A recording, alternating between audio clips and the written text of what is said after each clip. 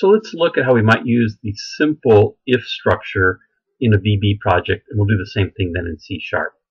I have an application I've created here in which I want to evaluate a number that the user is going to enter into a text box, an integer, and evaluate it whether it's either odd or even, and display a message box that shows the result of that question.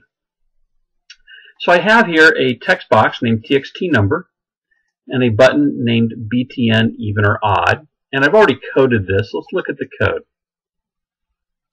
So in the code I have a variable of xyz, which is an integer, and I'm initializing it in that I'm taking the value that's in the text box, which is a string value, converting that to a numeric value using the val function, which makes it a double, and then I'm going to convert that into an integer. Then I've got another variable called prompt, which is a string, and I'm setting it initially to the literal string of the number is odd. Then we have a variable called result, which is an integer, and it is the value of xyz mod 2. Remember, mod is the operator for doing remainder division.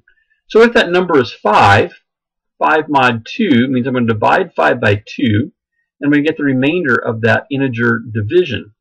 So 2 goes into 5 twice, I would have 1 left over. So 1 would be the value that goes into our variable named result. If xyz is 6, an even number, 2 is going to be divided into that evenly. 2 goes into 6 3 times, and the remainder is 0. So if it is odd, this expression is always going to give me a 1. And if it's even, this expression is always going to give me a 0. So then I'm simply going to test to see what the result was. If result equals 0, then, and I put a little comment here that that's going to be true if the number is even, and I'm going to change, in that case, my prompt value to the number is even. If it is false, that line never gets executed, and prompt remains the little string of the number is odd. And then we'll show a message box in which the prompt of that message box is going to be the value of our variable prompt. And then the title is a concatenated string here of is. I'm going to take the number and convert it to a string, and then even or odd. So if it was 5, it would be is 5 even or odd. If it was 6, is 6 even or odd. That would be the title of our message box. Let me go ahead and run this, and so you can see this actually execute. So I have a value here of 5 that's put into the text box. We click even or odd, and I'm told the number is odd. If I change that value to 12 and click even or odd, I'm told the number is even. Let's try 13. And that, of course, is odd.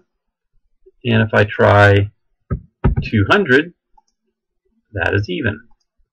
Now, one little gotcha here is if I put in a whole lot of zeros and make this a really long number, and I click even or odd, it's actually going to generate an error. And the error is overflow exception was unhandled. What happened there was the value that I put into the text box was too large to fit into an integer variable. And so it gave me an error and crashed out. We looked earlier, we might want to use try catch to compensate for things like that. So I'm going to end my program. And I could add a try catch. And in this case, I'm going to take that whole section of code that I wrote, put that all in the try clause, and then catch. If there is an error, I'm going to say messagebox.show, and we'll just see what the error is. So ex.message. Remember, ex is our variable, which is the exception that's thrown, and we'll get the message. And let's just put a title of error. And so now when I run this, if I put in a huge number, rather than the application crashing, it gives me the message box that there's an error. In this case, arithmetic operation resulted in an overflow. That's a fancy programmer's way of saying your number was too big.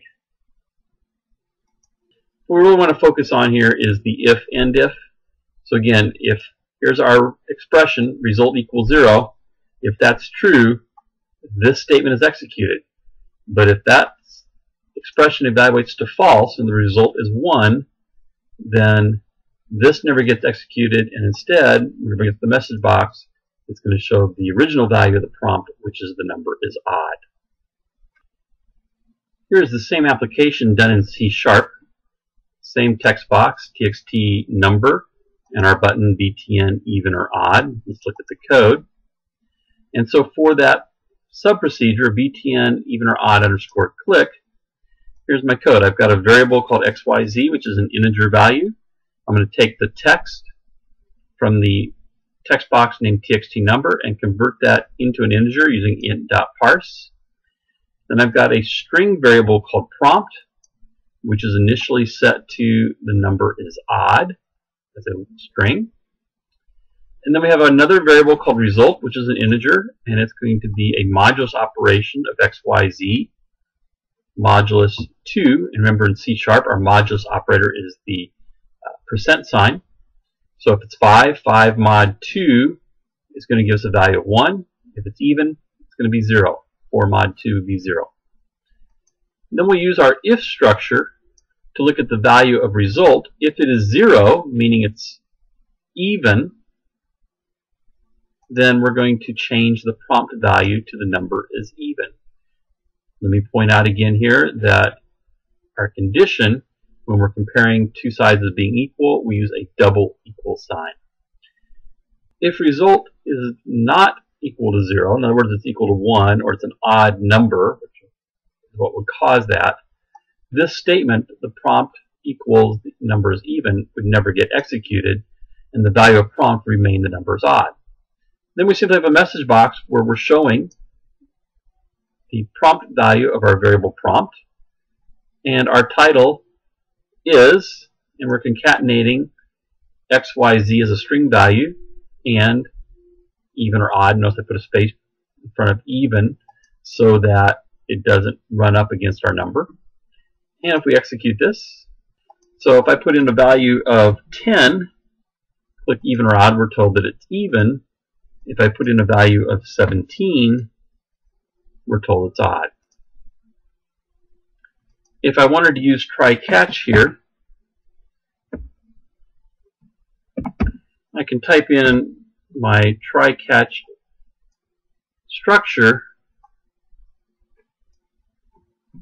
take all of this code, type that into the try, and then for the catch, we would say messagebox.show ex.message, and my title would be error, and I need my semicolon. And so now if I run this and I put in a large number that's going to be outside the range of an integer, the message that C# generates is slightly different than VB, but the same thing that caused it. The value was either too large or too small for an int 32. That was the data type. That's a 32-bit integer.